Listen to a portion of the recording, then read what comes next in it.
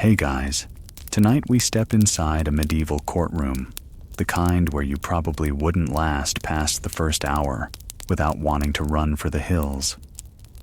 You push open a heavy wooden door, and immediately the smells hit you. Dust, sweat, and centuries-old grudges hanging thick in the air. Narrow shafts of sunlight slice through small windows, spotlighting rough wooden benches crowded with people whispering, arguing, or just waiting their turn in this noisy chaos. This isn't a quiet, orderly place. This is medieval justice in all its messy, unpredictable glory. You take a seat, already feeling the weight of curious eyes on your back. There's no polite waiting room, no numbered tickets, just a jumble of faces, some eager, some bored, some barely interested, but stuck here anyway. The tension hums like an electric current. Villagers clutch scraps of parchment, nobles murmur behind handkerchiefs, and a few kids dart between legs, trying not to be seen. You realize pretty quickly, you probably won't survive this first hour without feeling overwhelmed, confused, and maybe a little exhausted. The judge looms at the front, perched high on a wooden throne, robes dust-covered and heavy, eyes sharp but tired, like a cat who's seen one too many foolish mice. The courtroom smells of damp stone and unwashed humanity. A scrawny dog snoozes in a corner, probably more comfortable here than most people. Time doesn't march by the tick of a clock. Those haven't quite arrived yet. Just by the church bell, the shifting sun, and the rumble in your stomach reminding you that life outside these walls goes on, even if the trial feels endless. You'll soon learn the odd customs that shape this place. Oaths sworn on holy relics that might curse you if you lie, witnesses whose tales blur truth and rumor, and the way legal procedure often feels like a rowdy public performance. Historians still argue whether medieval trials were more about justice or theater, but you don't have time to debate now. The bell rings, someone calls the room to order, and your trial begins. So before you get comfortable, take a moment to like the video and subscribe, but only if you genuinely enjoy what I do here. And drop a comment with your location and a local time if you feel like it. Now dim the lights, maybe turn on a fan for that soft background hum, and let's ease into tonight's journey together. You're still settling into your seat when the trial officially begins, and you quickly realize this isn't going to be anything like the orderly courtroom dramas you see on TV.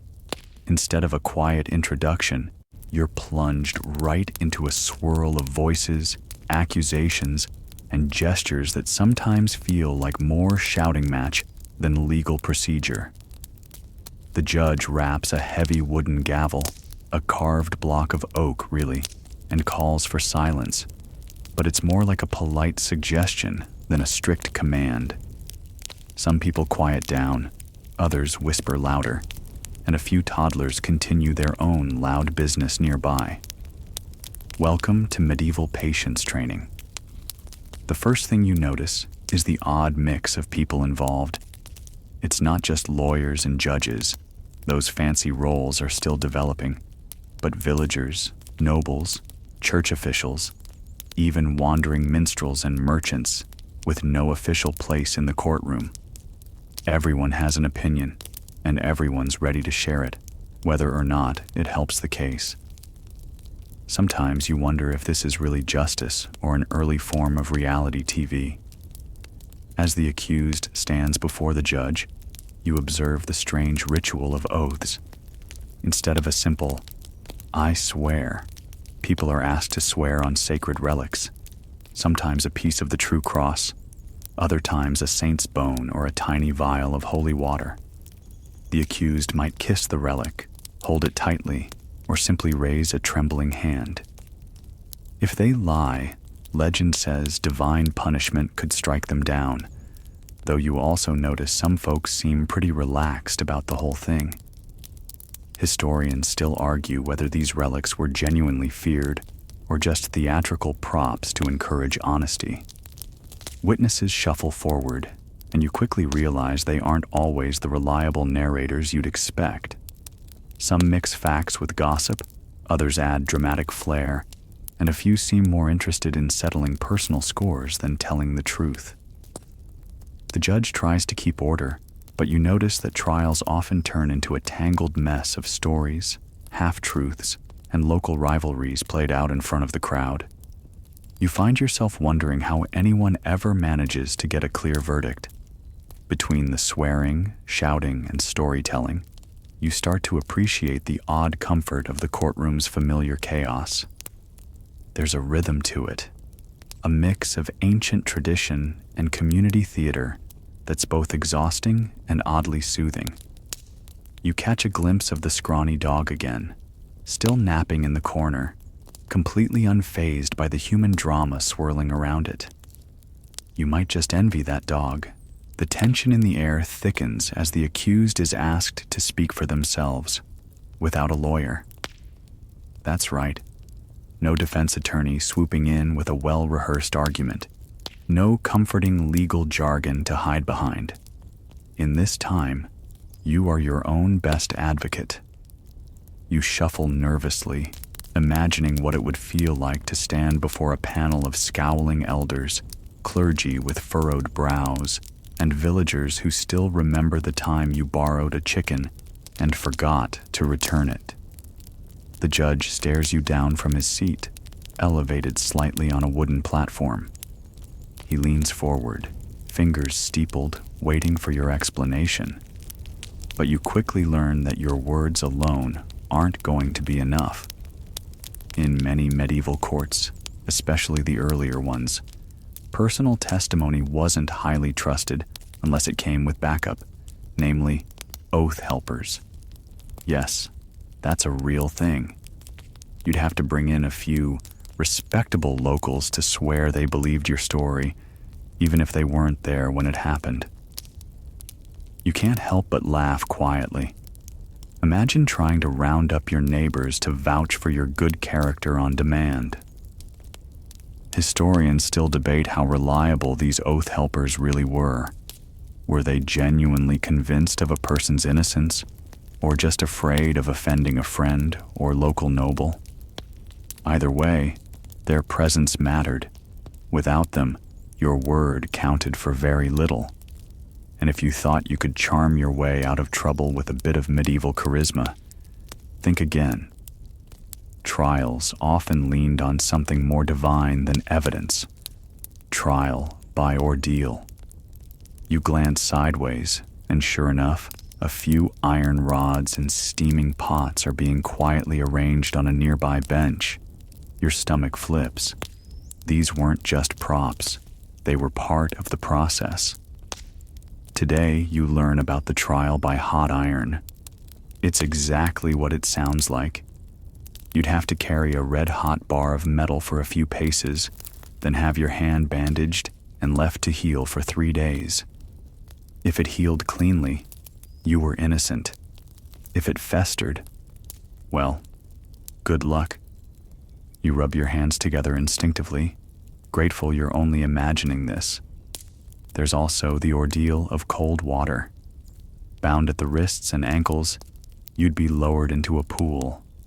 If you sank, you were innocent, because the water had accepted you. If you floated, the water had rejected you, marking you guilty. So either you risk drowning, or prove your guilt by not drowning. It's a lose-lose that feels more like a bad party game designed by Poseidon's weird cousin. Of course, not every case went through these trials. They were mostly reserved for those with no solid evidence either way, or those who really rubbed the judge the wrong way. Still, the threat loomed large, and you find yourself eyeing the iron rod across the room like it's a snake ready to strike. The strangest part? The accused often agreed to these ordeals willingly. People believed, truly believed, that divine forces would reveal the truth. It was justice with a side of faith, and fear. To break the tension, someone in the gallery sneezes loudly, and an old woman mutters a half-hearted blessing. A pig snorts from outside. The judge sips something from a wooden cup, probably not water, and motions for the next witness to speak. As your imaginary trial continues, you start to appreciate how different the idea of guilt was in this era. It wasn't about forensic evidence or airtight logic. It was about social trust, divine judgment, and how many people were willing to say you weren't that bad, really. Justice was more a tapestry of superstition, status, and guesswork than the clean-cut logic modern courts strive for. You shift in your wooden seat and catch yourself glancing again at the iron rod. Still there, still glowing faintly. You wonder, not for the first time, how your modern-day nerves would hold up under medieval pressure. Spoiler: probably not well. Now that the iron's been put away, temporarily, you might hope for a break. But oh no, the gears of medieval justice keep grinding, and they have one more peculiar invention for you to admire: trial by combat. That's right. If all else fails, why not settle things the old-fashioned way, by physically beating the truth out of someone? You're probably thinking, well, that's a terrible idea, and you'd be absolutely right. But in the absence of forensics, DNA testing, or say common sense, people leaned on honor and fists. Trial by combat was less about who was right and more about who could swing a sword without immediately injuring themselves. Let's set the scene. You, an ordinary villager, have been accused of stealing a noble's prize rooster. There's no real proof, just a strong hunch and a suspicious feather in your pocket. Instead of a fine or jail time, the accuser invokes their right to challenge you in single combat. No, you're not a knight. No, you don't even own armor. And yes, you're expected to fight anyway. The fight might take place in a fenced-in ring, often on church grounds. The clergy, amusingly enough, were banned from participating, but were totally allowed to watch. Maybe they even placed bets. Who knows? Historians still argue whether these fights were truly equal, or if they tilted heavily in favor of the wealthy and well-trained. Spoiler: it was definitely the latter. So, what did you get to fight with? That varied. Sometimes swords, sometimes cudgels, occasionally sharpened sticks, and in rare cases, peasants were tossed into a pit and armed with wooden clubs, while the accuser stood above them with a rock and a sack. That's not hyperbole. This bizarre setup actually happened in 15th century Germany. You'd get a club, they'd get gravity. And here's the real kicker. If you lost, you didn't just lose the case, you could lose your life. Trial by combat wasn't a friendly scuffle. It often ended with someone bleeding in the mud, while a crowd of onlookers gasped and cheered like it was the world's least hygienic UFC match.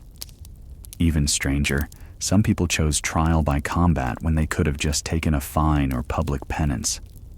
Why? Because the logic of the time said that God would never let an innocent person lose. You can almost hear the divine eye roll from the heavens. If you were lucky, or unlucky enough, to be of noble birth, the trial could get even fancier. Nobles might wear full suits of armor and ride into the combat zone on horseback, clanging and shining like metallic peacocks. There were rules, of course. No stabbing your opponent's horse, no hitting below the belt, literally, and no outside interference unless someone was actually dying. And even then, it was up to the judge to say when enough was enough. But remember, you're probably not a noble. You're a sleep-deprived miller, or a tired blacksmith with a sore back. You're being handed a blunt stick and told, Go prove your innocence. You wipe your palms on your tunic, look at your opponent, who's already doing warm-up lunges, and try to remember if you ever got into a fight back in school. That time you accidentally elbowed your cousin doesn't count. One quirky side note. In some areas, women could request trial by combat too, but only under strict rules. They might fight other women, or if they fought a man, both participants had to follow, let's say, creative balancing measures. One record describes the man being placed in a waist-deep hole with one hand tied behind his back, while the woman was free to move around with a sack full of stones. Is it ridiculous? Absolutely. Would it make an amazing slapstick sketch? Without a doubt. Eventually, the popularity of trial by combat faded. As legal systems matured and literacy rates climbed, the idea of fighting for your innocence started to feel a bit barbaric, even to people who believed in bloodletting as a cure-all. By the 16th century, most European courts had replaced trial by combat with more formal legal procedures, though some folks still insisted on it out of stubbornness or dramatic flair. One famous example. In 1386, a French knight named Jean de Carouge accused another man of assaulting his wife. The case dragged through the courts, but ultimately, they settled it the only way they thought was truly just: a brutal, full-armor duel to the death in front of King Charles VI. Jean won. His opponent lost, and people cheered like it was the Super Bowl. You, meanwhile, are reconsidering that confession you were going to make about the rooster. Maybe returning it quietly and baking a peace pie is the safer option. Medieval justice, after all, has a tendency to escalate.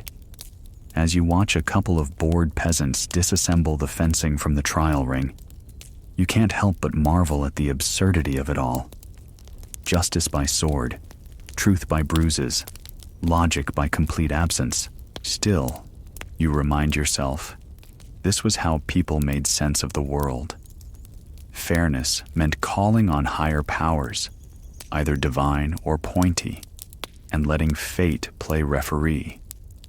Sleepy as you are now, you can almost imagine the clang of steel in the distance, hopefully not coming for you. You've somehow survived your brush with trial by combat, likely by sheer luck, or perhaps because your opponent twisted their ankle mid-lunge. But don't get too comfortable. Your troubles with medieval justice are far from over. Because if there's one thing you've learned by now, it's that the system isn't content with just swords and fire. It also enjoys a touch of the theatrical. Welcome to the world of character witnesses, public shame, and the weird performative dance of proving your moral reputation. Here's the thing. Medieval trials weren't just about facts or physical evidence. In fact, most people had no idea what evidence meant in the modern sense. Instead, the courts leaned hard on your reputation. Were you known as an honest, God-fearing citizen? Or did people whisper that you once kicked a chicken and cursed during Lent? That could absolutely sway your case. So now you're being paraded in front of your neighbors. Yes, those same people you once beat at dice or forgot to invite to your barley harvest. A small army of local busybodies gathers to decide your fate, and your entire life boils down to a weird popularity contest. You stand in the middle of the town square, sweating nervously in your patched tunic, while witnesses take turns at the stand.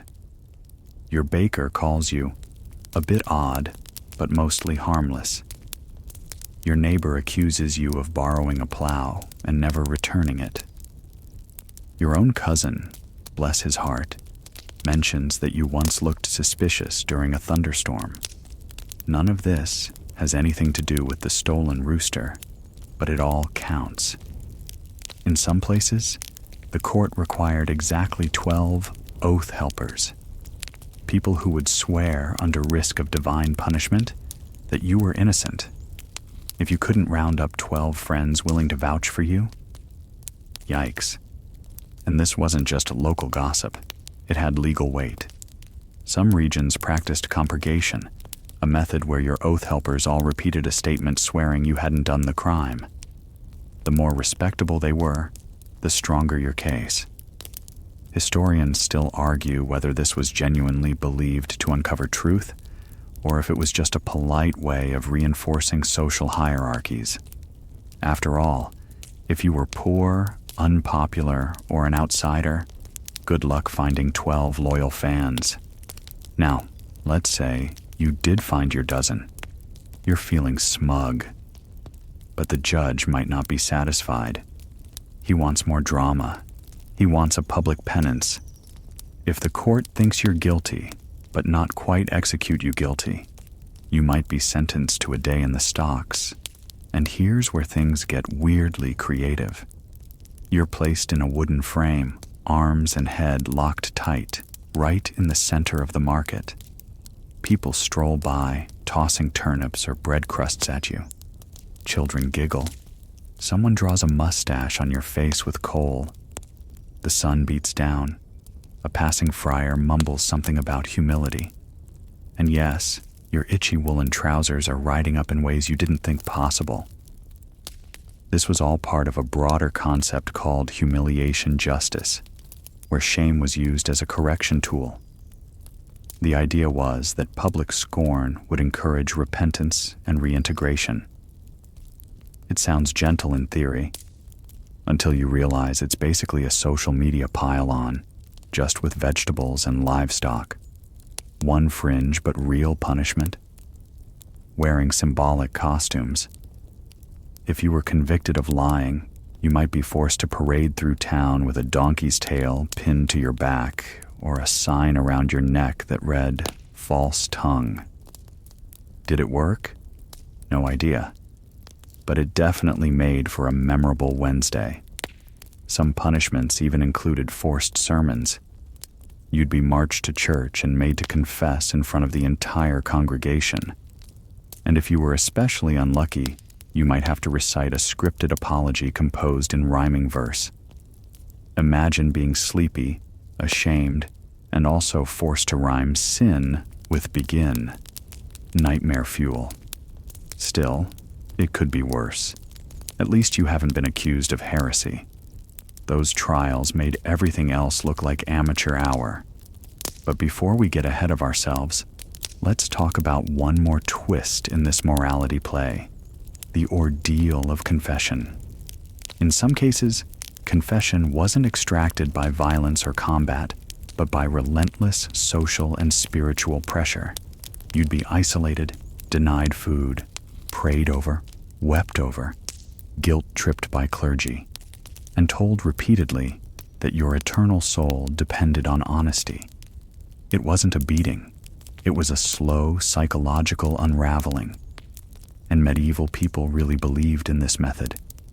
They saw the courtroom not as a cold, rational space, but as a divine stage. God was watching.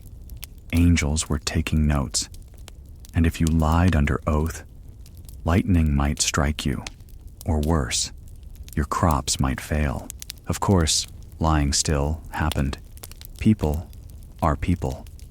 But the fear of cosmic punishment made confessions more common than you'd expect.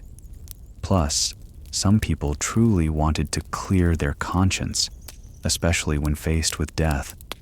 There are even reports of people making false confessions just to achieve public martyrdom. That's either noble or unhinged, depending on how sleep-deprived you are when thinking about it. And now, here you are, still standing, but very, very tired. Your wrists ache from the stocks. Your cousin's gossip nearly got you exiled. And your name has been smeared by a man who once lost to you in a cabbage-growing contest. You begin to suspect that the rooster theft wasn't really about the rooster at all. Maybe justice here is less about truth and more about maintaining order, shuffling people through a system that's equal parts superstition, social pressure, and showmanship. One thing's clear. Your odds of getting past the first hour of this medieval trial without crying, confessing, or throwing a turnip right back at someone? Not great. Your knees are still wobbly from the stocks, the shame parade, and the guy who threw what may have once been an onion directly at your ear. But no time to dwell, because the medieval legal buffet has only just rolled out its spiciest course. Ordeals by Nature, also known as God's favorite reality TV segment.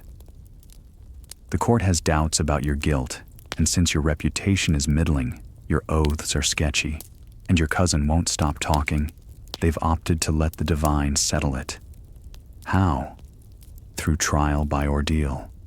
A test so obviously unfair, it somehow passed as objective truth for centuries. This wasn't about logic. This was about spectacle, and about the belief that God actively intervenes in petty theft cases. You're taken to a chapel, dimly lit, thick with incense. The priest stands solemnly, holding a Bible. A clerk mumbles Latin. Then, a large iron cauldron is wheeled in, filled with boiling water. Welcome to the ordeal of hot water. Your task? Plunge your hand in and retrieve a stone or ring from the bottom. Sounds manageable until you realize it's literally bubbling. You pause, hoping maybe this is a bluff. It isn't. The priest blesses the water, calling on divine justice. You're handed a cloth to bite, presumably for dramatic effect. Then, go time. You reach in. The pain hits instantly, like angry bees and betrayal and every bad sunburn you've ever had. You pull out the stone and are told to wait 3 days. If your hand heals cleanly, you're innocent. If it festers, you're guilty. Yep, that's the science. Historians still argue whether this ordeal was truly meant to test innocence, or if the outcome was quietly managed behind the scenes. Some believe sympathetic priests subtly manipulated the results, cooling water, altering bandages, to help people they believed innocent. Others think the ritual itself was enough to scare a confession out of you. After all, it's hard to lie with blistered fingers. Feeling spicy? Try the ordeal of fire. You carry a red-hot iron bar for several paces. That's it. Then, again, you wait and see if your wounds become infected. Spoiler, they usually do. Hygiene isn't a strong point in this century. Of course, if you're really unlucky, the court assigns you the ordeal of cold water, which is especially fun because it's the exact opposite. Here, you're tied up and tossed into a pond. If you float, you're guilty. If you sink, innocent. It's medieval logic at its finest, because floating means you're repelled by the pure water. Thus, you're unclean. So now, you're hoping to sink, just not too much. Picture it. You're bound at the wrists and ankles, a crowd watching eagerly from the banks. With a shove, you splash into the water. It's cold enough to make your teeth clench. You try not to float. You try to sink. But human bodies are tricky, and someone remembers you once took swimming lessons from a traveling monk. Great.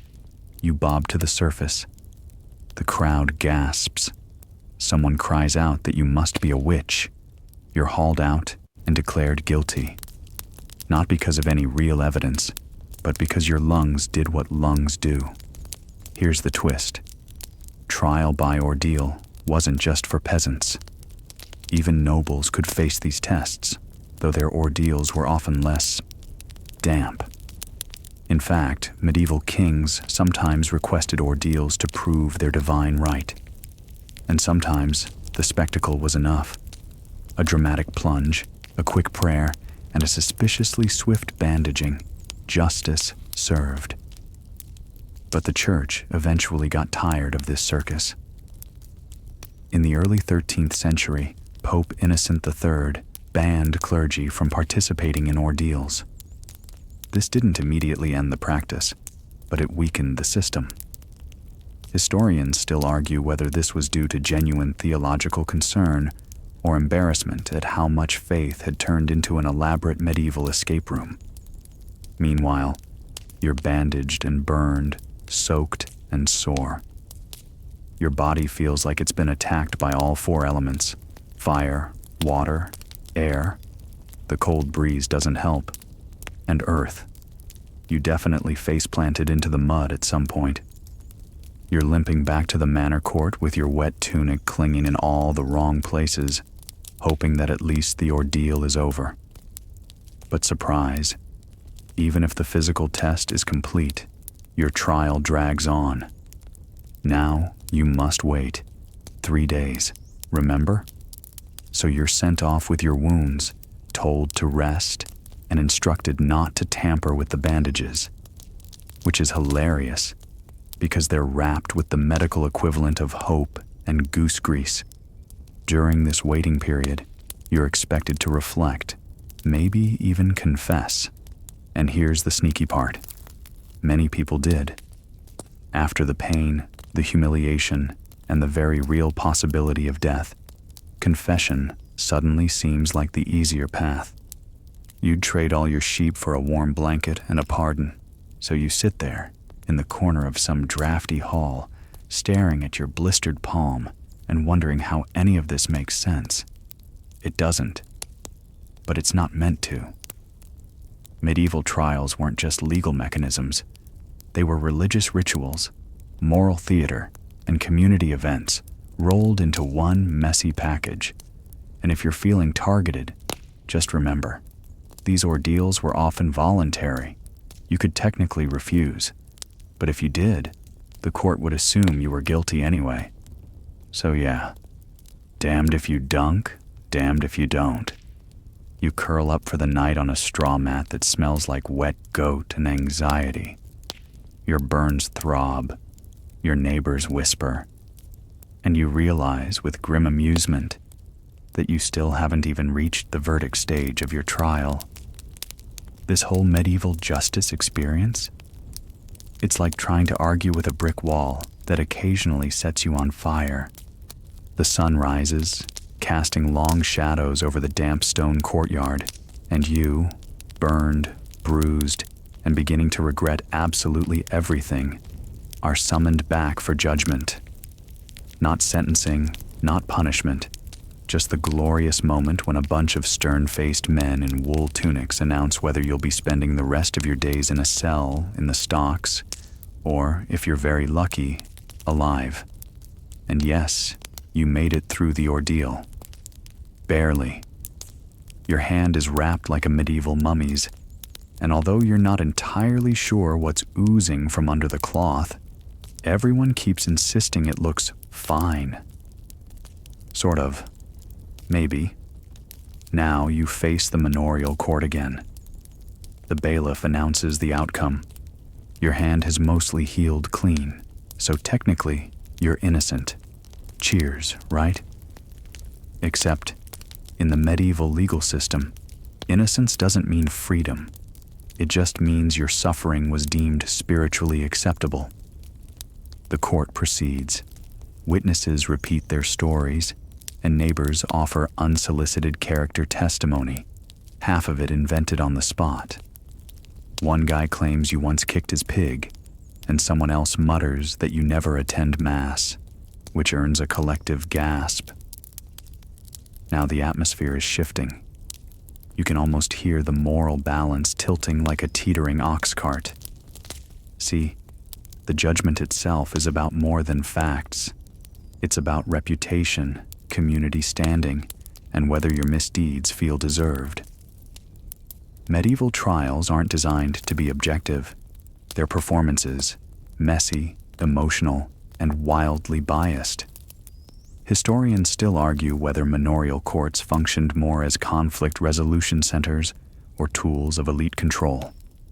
Also, remember how earlier you were offered a trial by jury?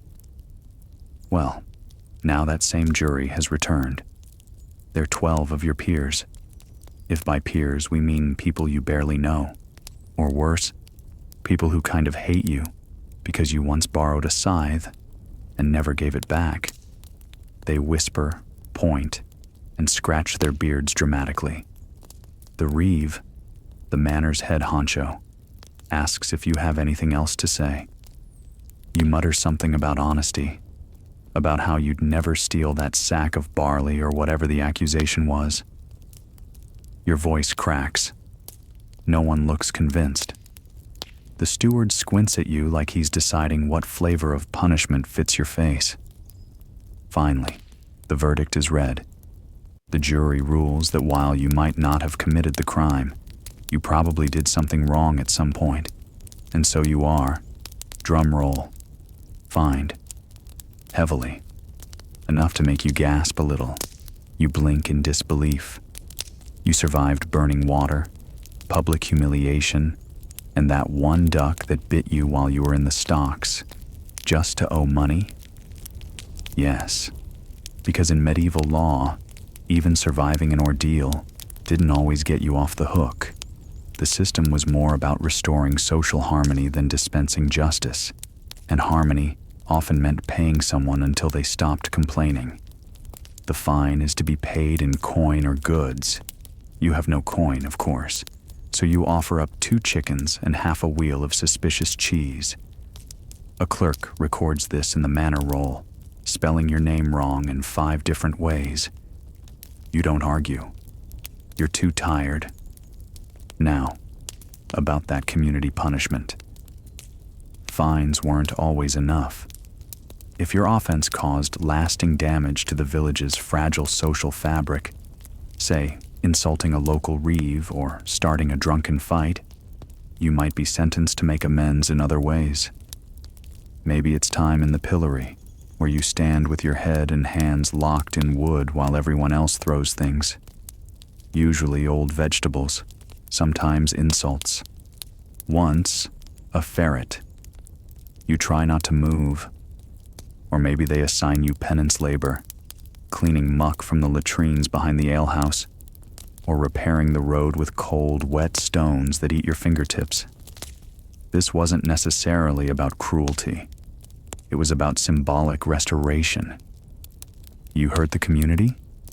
Now you fix it. Literally. Even if you're technically innocent, the trial itself leaves a stain. People glance at you sideways. You're no longer invited to the nice side of the feast table. Your name gets murmured when things go missing, even if you're not around. You're marked. And in a world where reputation is survival, that mark is heavy. There's one last thing to handle: the oath of loyalty. Many manor courts required it, especially if you'd been accused.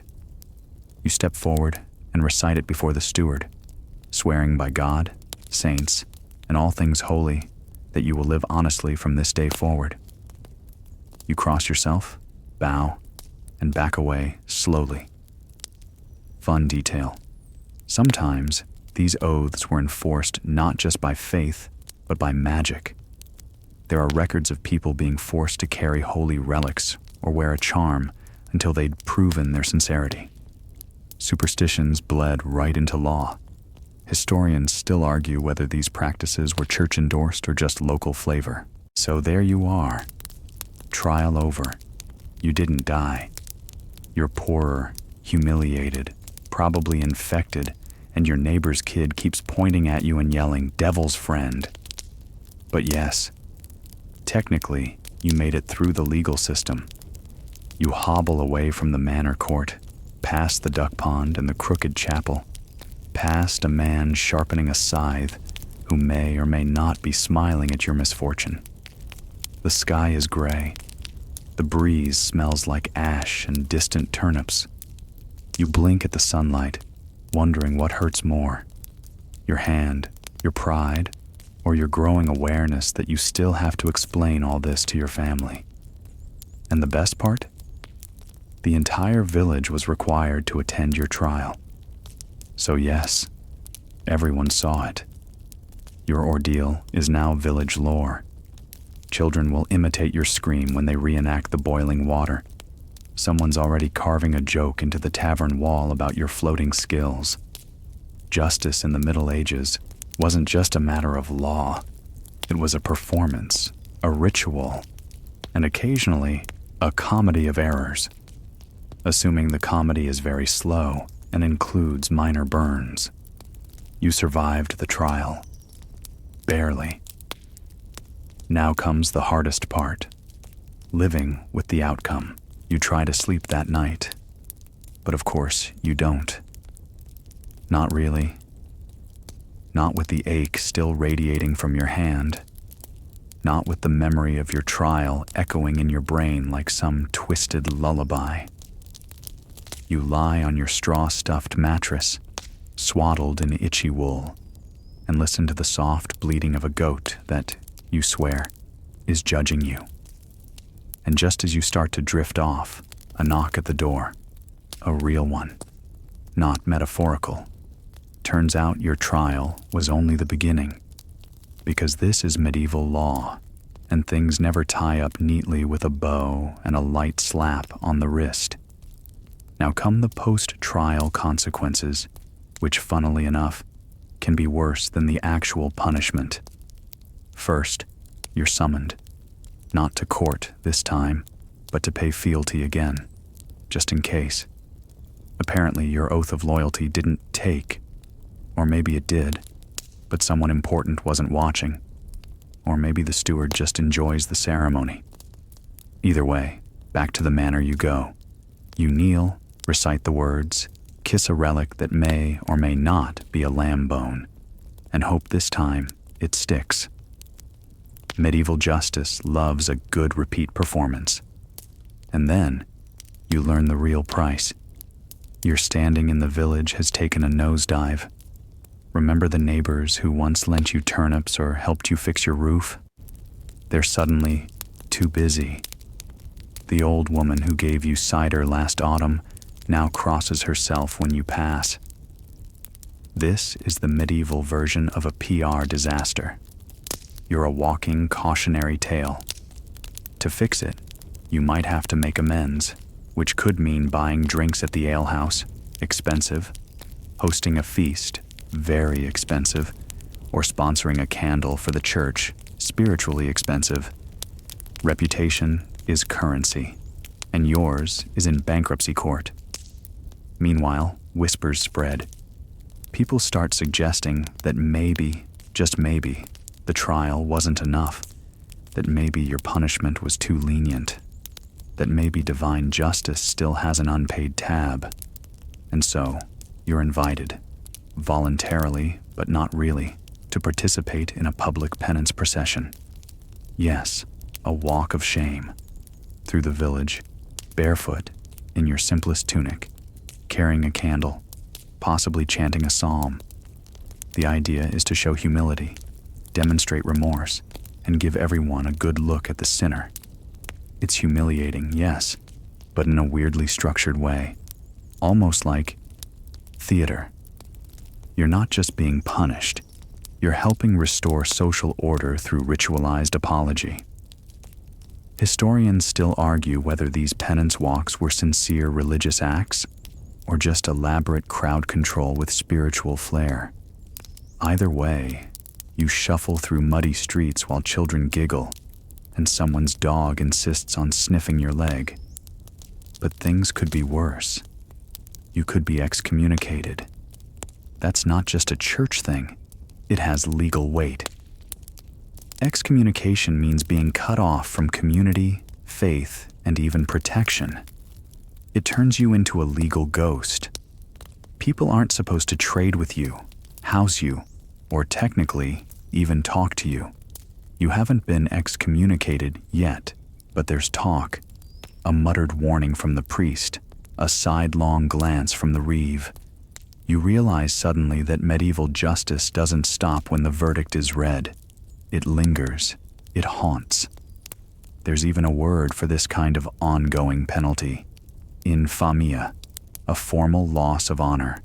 It sticks to your name, your descendants, even your land. Your great-great-grandchildren might still be explaining that, yes, they're related to That guy. But it wasn't that big of a deal. And what if you want to appeal? Appeals exist, technically, but they're rare, expensive, and reserved for people with influence, lords, abbots, or very charismatic millers. You are none of those things.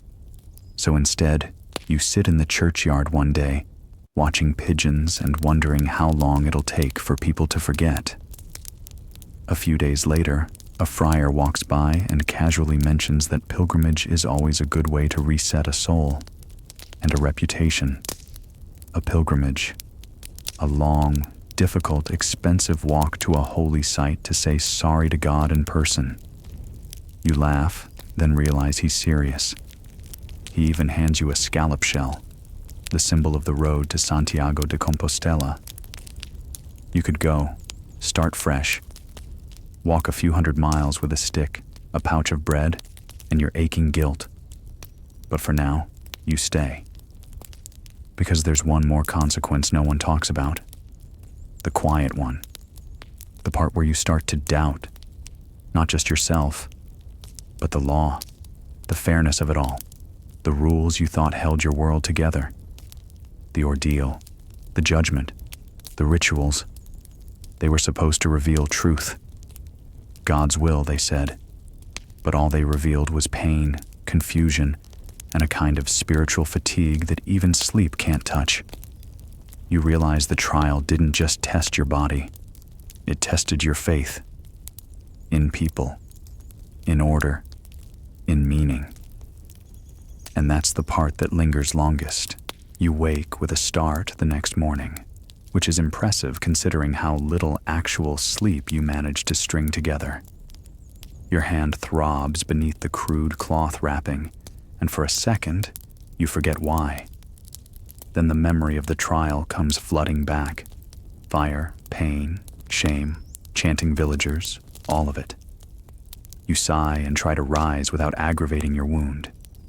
It's a slow, almost comical process. You're now what they call officially judged, but in a place like this, that doesn't mean things are done. It just means your legal nightmare is evolving into its next, weirder form, the enforcement phase. See, punishment isn't just a moment, it's a condition. Let's say your sentence wasn't burning or branding. Maybe it was fines, or compensatory labor, or restitution, the medieval equivalent of you break it, you buy it. That means working off your offense through public penance or paying your debt in something more flexible than gold, time, goods, or sheer humiliation. You're led to a wooden platform by the market square. Yes, the one right next to the cheese stall where Agnes sells her suspiciously moist brie. There, in full view of the gossiping masses, you're handed a wooden placard to wear around your neck. It reads, "Perjurer," even though you're still not convinced you lied. And then comes your assignment, muck trench duty. Not glamorous, not fun. Involves a shovel, a wheelbarrow, and an up-close introduction to the town's sanitation philosophy, which mostly involves gravity and a lot of praying for rain. Historians still argue whether these punishments were actually rehabilitative or just a public spectacle, like a live-action morality play featuring your shame. Either way, it's surprisingly effective. Everyone sees you. Everyone remembers. Even the village dogs stop begging scraps from you. Of course, the law doesn't enforce itself. Enter the manorial reeve, your local enforcer. He's basically the medieval version of a meter maid, crossed with a grudge-holding uncle. His job is to make sure you serve your sentence in full, and with an enthusiasm that makes you question whether he secretly enjoys this a little too much. You miss a day of trench duty? He reports you. You show up late? You do an extra hour. You crack a joke about your placard? He doubles your workload. There is no HR department here. Just the reeve, his little wax tablet, and your rapidly evaporating will to live. But let's say you serve your time. You haul the muck, carry the torch in processions, maybe even donate that one extra chicken to the parish for good measure. You're clean, right? Not so fast. Now you must face customary law, which, surprise, is separate from royal or manorial law.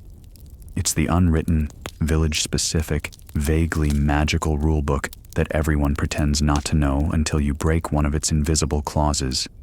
For example, did you greet the church warden first after your penance? No? That's a faux pas. Did you use the common well without waiting the full 7 days post-shame period? Social heresy. Did your shadow touch the bishop's goose? Legend says that's unlucky for crops. Of course, no one tells you these rules ahead of time. They just let you figure them out through long, awkward silences and passive-aggressive baskets of rotting leeks left on your doorstep. You try to rebuild. You help repair roofs, attend Mass twice as often, even smile politely at old Father Willem, who once claimed you gave his pig a sour look. But nothing seems to restore your place fully. Because while the sentence may end, the stigma remains. That's the real punishment. Silent, ambient, and sticky. People might no longer point or spit, but they remember. The mind is a long scroll, and your name is scribbled in the margins with little hearts drawn around it. Not the good kind.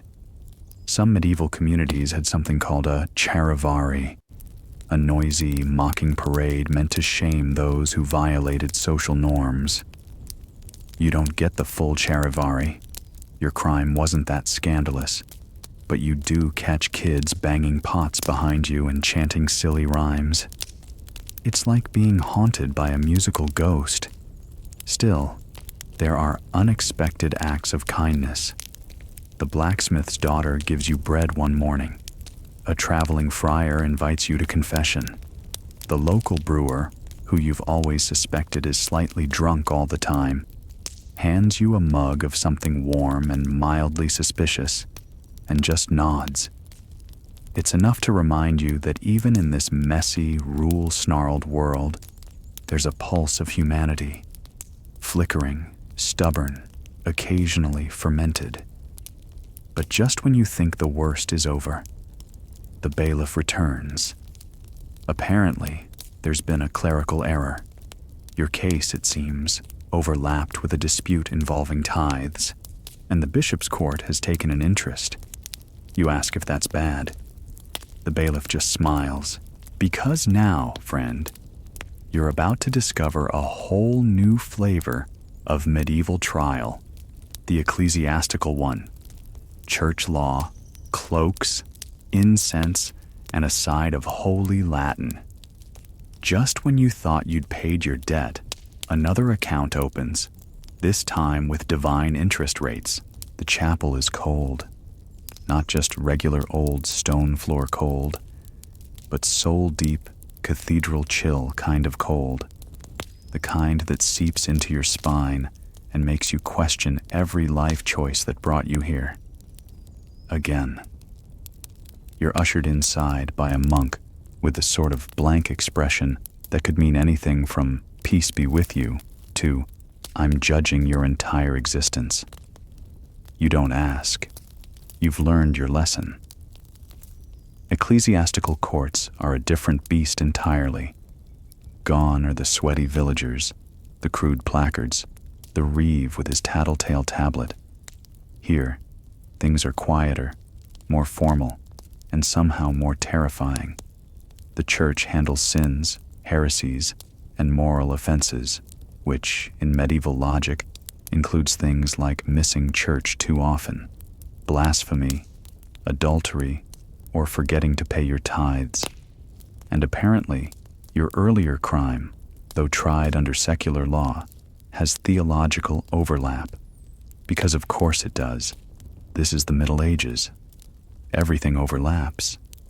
You're sat down on a hard wooden bench, the mercy seat, they call it, with zero irony, And now you must face the ecclesiastical tribunal. It's 3 churchmen in robes, one of whom is quietly snacking on candied fennel.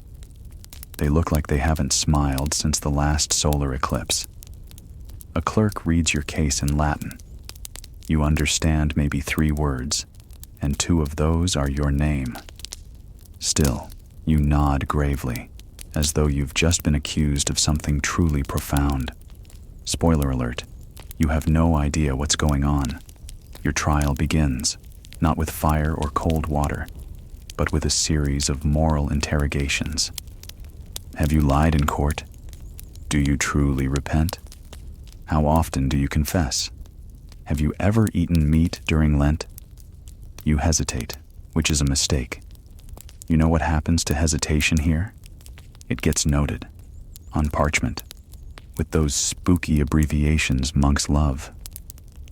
The bishop's clerk looks up and asks gently, "Would you prefer to swear your innocence on the Gospels or relics?" You glance between the leather-bound Bible and the suspiciously crusty knucklebone of Saint something or other.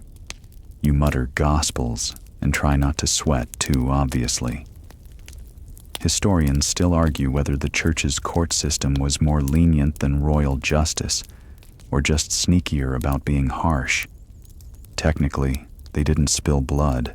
Church law forbid it. But they had plenty of ways to make your life miserable without even grazing your skin. You might be sentenced to pilgrimage. Sounds nice, right? A long walk, some countryside, maybe a chance to clear your head? Wrong. Pilgrimages are the Middle Ages version of probation, with added blisters. You're told you must walk barefoot to Canterbury, or Santiago de Compostela, or even Rome if they're feeling particularly dramatic. Along the way, you wear a pilgrim's badge identifying you as a penitent sinner.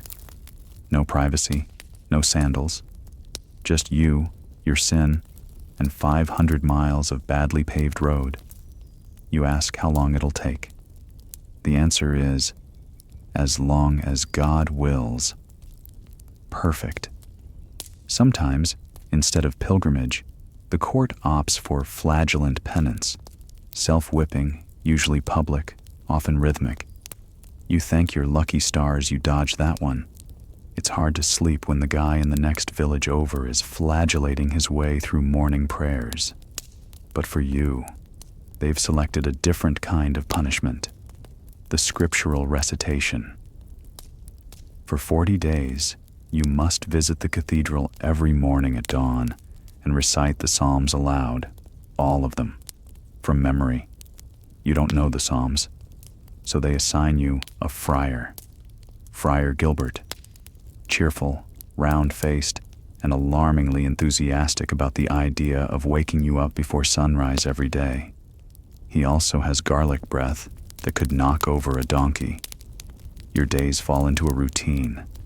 Wake up at rooster o'clock, recite verses in a whispering echo chamber of stone, then trudge back to your hut, where people still avoid you like you've personally offended St. Peter.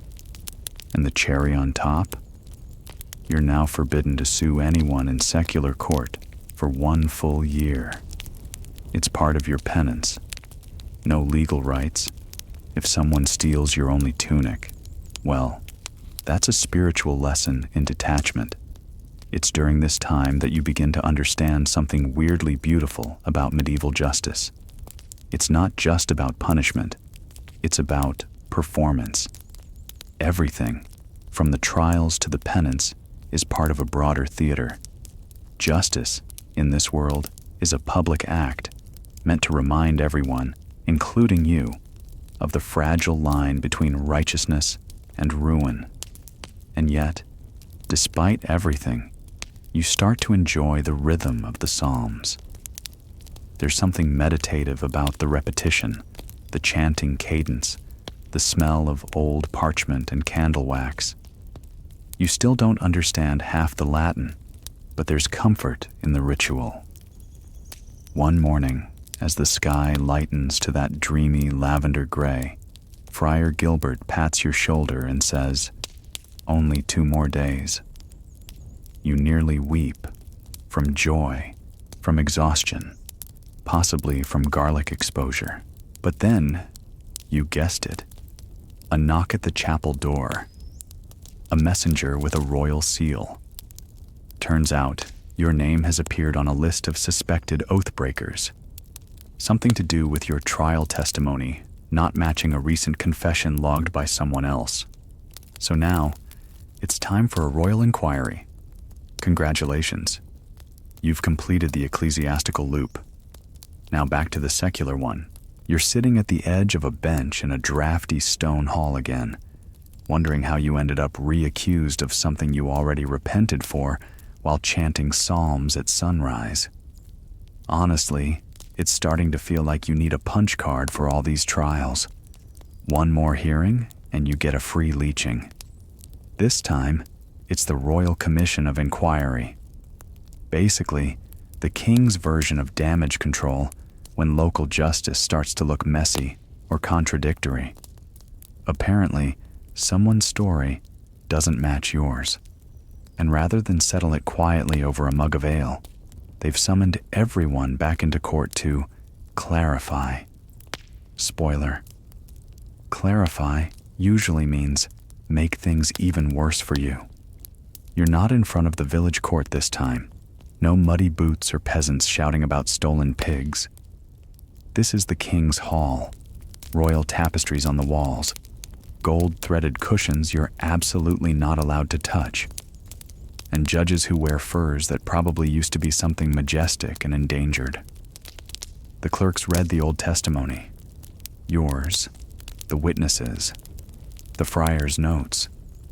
Then they stare at you like you're supposed to explain the human memory gap between the thing you said and what actually happened.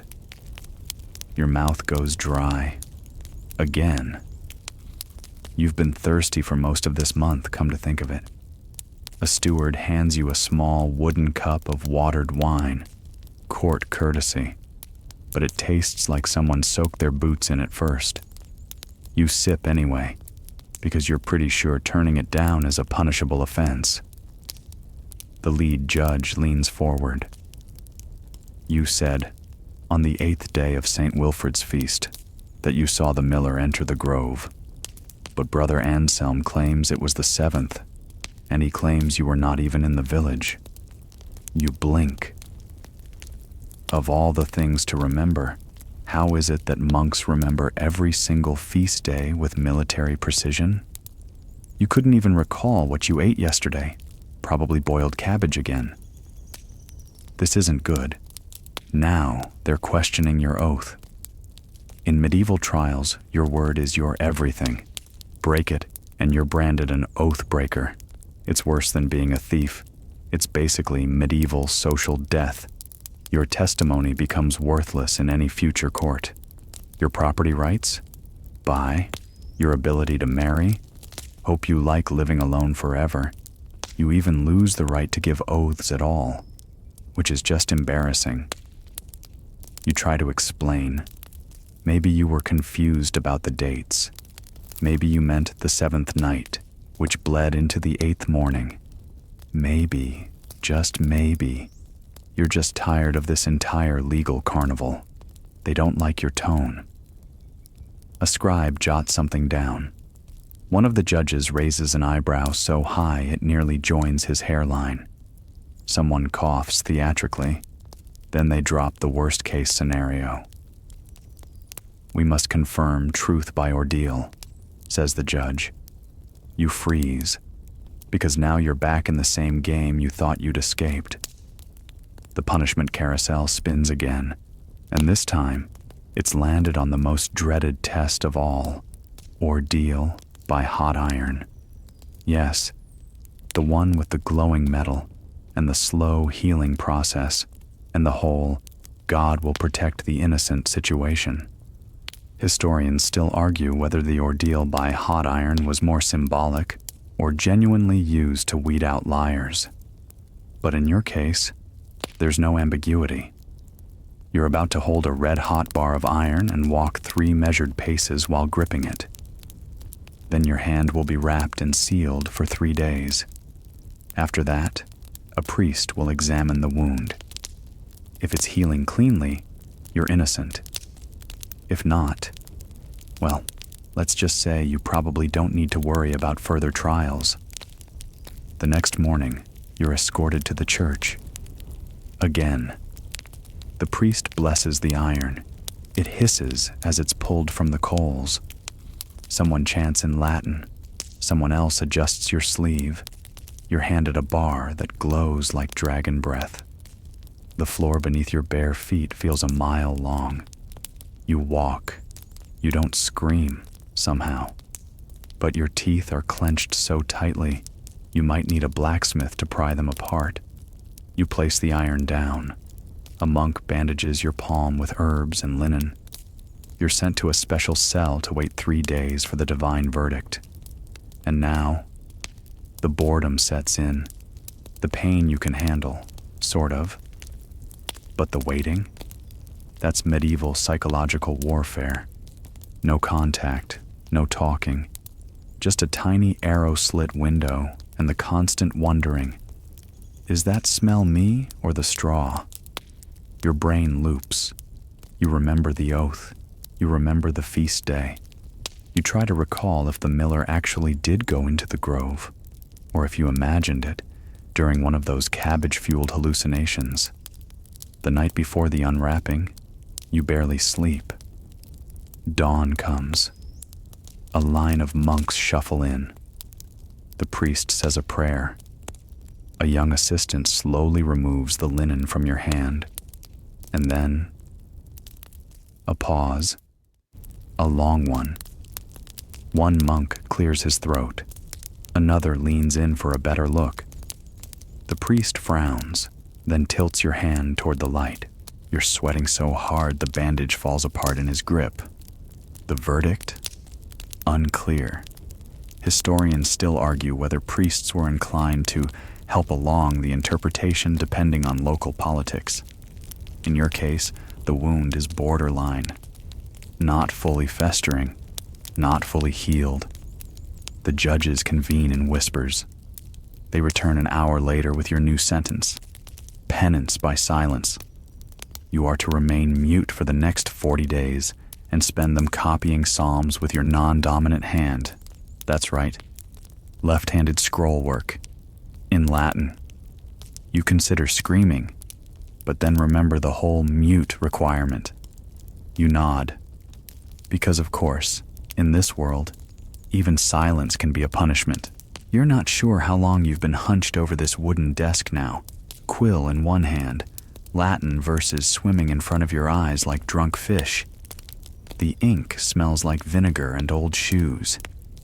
Your wrist burns from the awkward angle of writing left-handed, and your back has developed a new kind of ache that medieval people probably just called life. 40 days of enforced silence sounds peaceful in theory, like some sort of monastic spa getaway. But in practice, it's an absolute masterclass in medieval discomfort. No talking, no gestures, no expressive eyebrow waggling, just parchment, ink, and Psalms 119 over and over until your brain starts inventing new verses just to stay awake. By day 10, you're not even sure what a word is anymore. Outside the scriptorium window, life goes on. You hear the clatter of hooves, the faint echo of market bells, and once, someone screaming about cheese theft. Meanwhile, you're inside, translating King David's trials into Latin while trying not to sneeze directly on your work. It's strange. The punishment isn't physical this time. Not really. No stocks, no iron, no dunking stool. But the isolation burrows under your skin like cold rain, and without your voice, you start to feel invisible. Some historians believe this form of penance was intended less as a punishment and more as a spiritual realignment. Others argue it was just a bureaucratic way to get rid of disruptive villagers for a while. Either way, it's working. You've started talking to the ink blot on your parchment. You've named him Bernard. He's your only friend now. and Bernard is very judgmental. Then, one afternoon, right when you think you've made peace with your new monastic lifestyle, a steward interrupts your solitude with a wax-sealed letter. You're not allowed to speak, so you just blink at him until he reads it aloud. Apparently, your trial isn't over. A new accuser has stepped forward. This time, it's a land dispute, a tiny, muddy patch of farmland near the churchyard that you've occasionally helped cultivate. The land technically belongs to the local abbey, but as always in medieval Europe, technically doesn't mean much when half the landowners can't read maps, and the other half are dead from dysentery. Someone says you stole it. Someone else says you were promised it. And now, surprise, you've been summoned to another court session. You'd protest, but again, 40 days of silence. So you just nod wearily and shuffle off, Bernard tucked safely in your sleeve. The next morning, you're marched back into court. Different judge this time. A bishop, no less. Great. That means this trial might involve ecclesiastical law, church courts, where they play by even stranger rules. You're seated between two elderly farmers who keep forgetting what they're arguing about mid-sentence.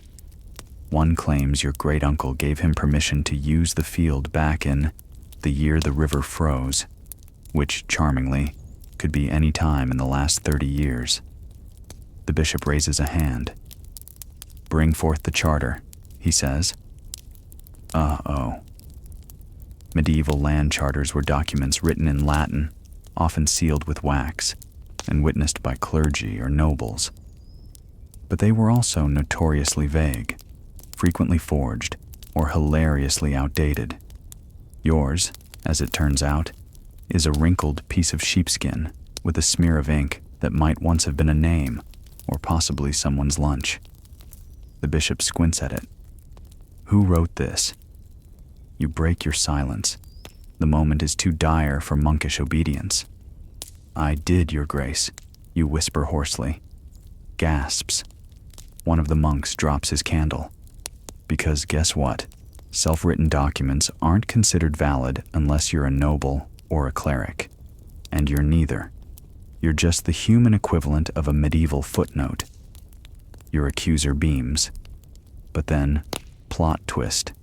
The bishop says something unexpected. Let it be tested by compurgation. Ah, a classic.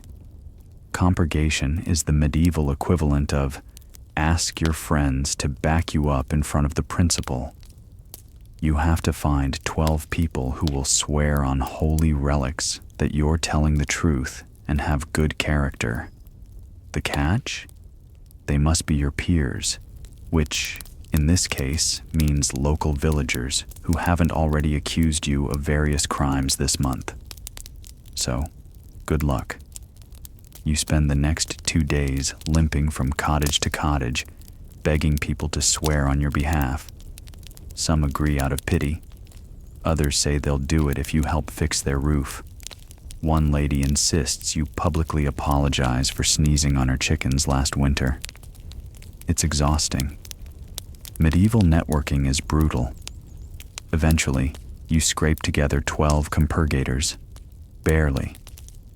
On the day of the ritual, they each lay a hand on a reliquary containing the knuckle bone of some obscure saint, Saint Osmond, or maybe Saint Mildred's cousin twice removed. And one by one, they say, "We believe this person to be honest and true. That's it. That's the whole thing." If they're believed to be reputable, and the bishop accepts the group's testimony, you're cleared. Miraculously, it works. The bishop folds the sheep parchment, blesses it, and declares the matter settled. You're free to go. Again. As you step outside, the wind hits your face, and for the first time in days, you remember what real air tastes like. There's no iron, no ink, no oaths, no land charts. Just the comforting sound of distant goats, and your old friend Bernard safely decomposing in your sleeve. Historians still debate whether compurgation encouraged truth or just reinforced village popularity contests. But in your case, it's a reminder. In medieval courts, justice isn't blind. It's nosy, inconsistent, and deeply impressed by 12 guys who like you. Just when you think you've escaped the courtroom drama, you find yourself pulled back into another curious corner of medieval justice, the curious art of trial by ordeal. If you were hoping for logic, a few decent witnesses, or at least some common sense, well, medieval courts were a different beast entirely. Trial by ordeal was the judicial equivalent of throwing a dice roll and hoping for the best, except with way more fire, water, or iron. Think of it as the medieval version of truth or dare. Only one of those options could involve plunging your hand into boiling water or carrying a red-hot iron bar. Charming, isn't it? Your case this time involves a serious accusation, maybe theft or something equally scandalous like breaking the peace during the town feast. The local judge, a gruff man who smells like ale and old parchment, explains that your innocence must be proven by divine intervention. The gods, or rather God, will reveal the truth by sparing you from harm. You're given a choice of ordeals. Hold a red-hot iron, plunge your hand into boiling water, or be submerged in a river while tied up like a fish, waiting for a bear to take interest. The river option sounds tempting. At least there's water. But the catch is, if you float, you're guilty. If you sink, you're innocent, but might drown anyway. It's a lose-lose situation with a splash of poetic justice. So you opt for the hot iron, hoping your skin will hold up better than your dignity. They heat a heavy iron bar in the forge until it glows like a miniature sun.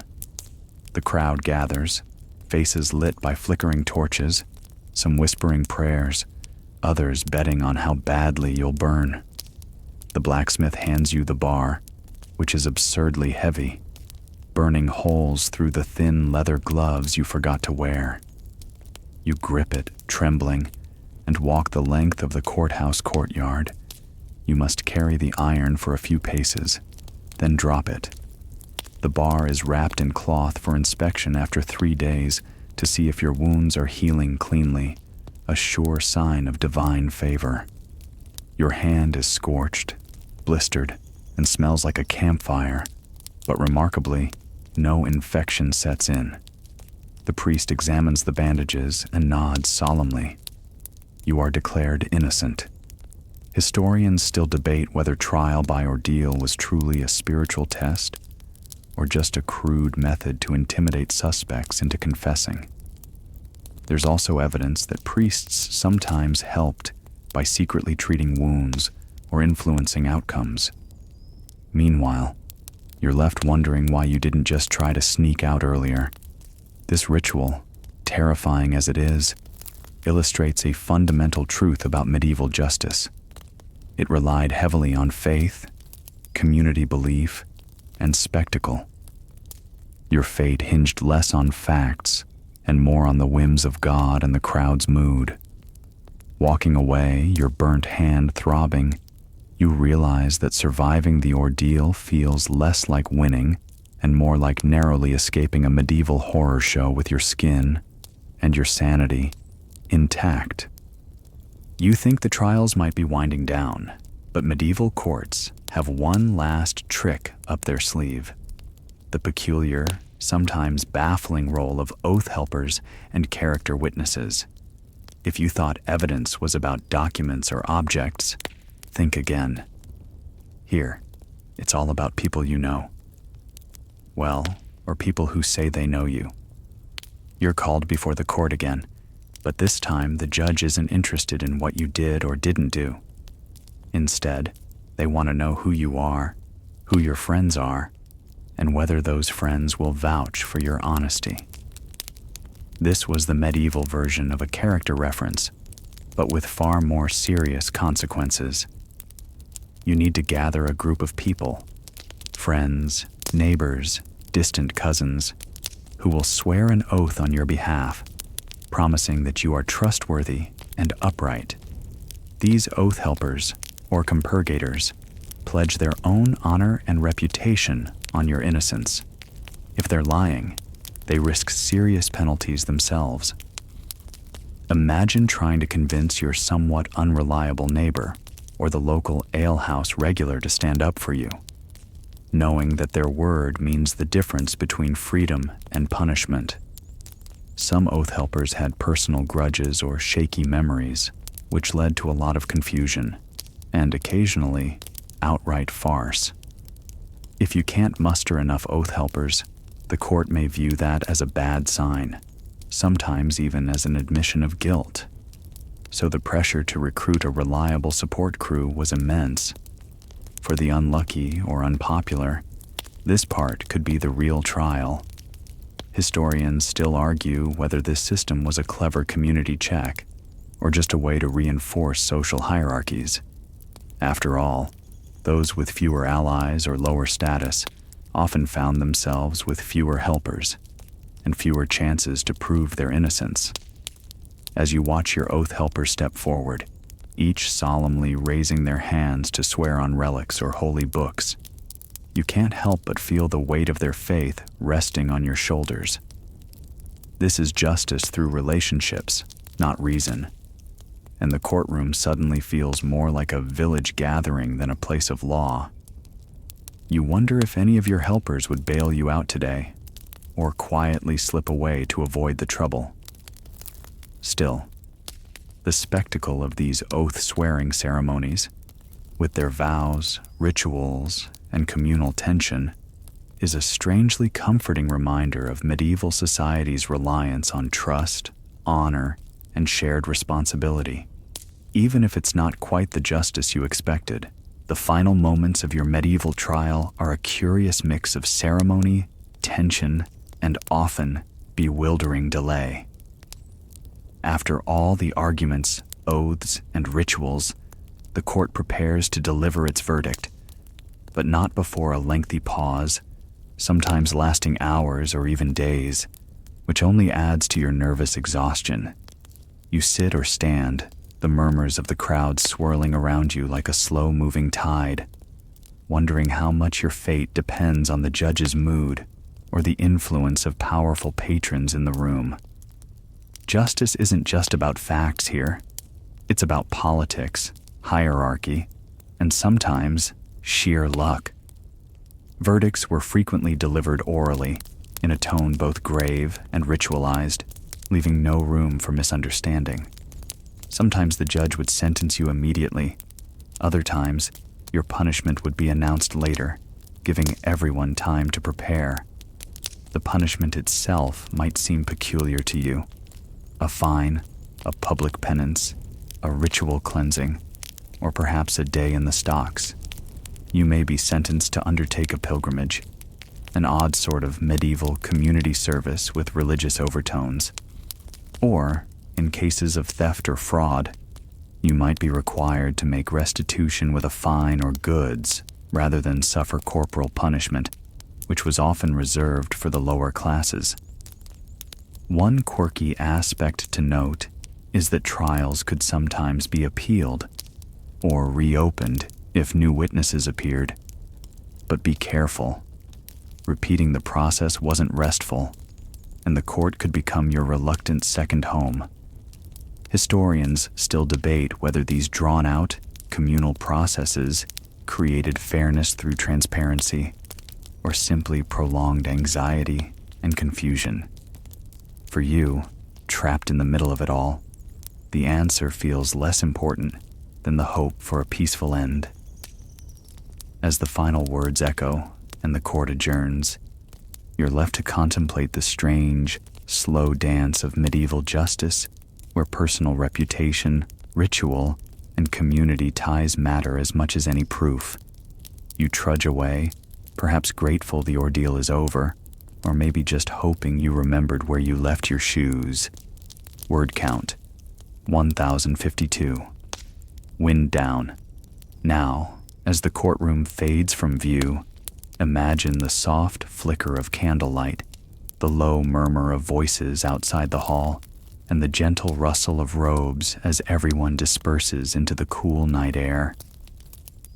Let the heavy weight of the trial lift from your shoulders like a slow sigh, easing you toward rest. Medieval courts might have been bewildering, confusing, and slow, but they remind us how human justice once depended on trust, community, and patience, a far cry from the rapid judgments we sometimes expect today. So as you settle deeper into your bed, let the echoes of ancient oaths and quiet rituals drift softly around you. No matter what the verdict, you've survived the first hour, and perhaps that's all the victory you need for tonight. Now, dim the lights, breathe deeply, and let sleep carry you gently onward.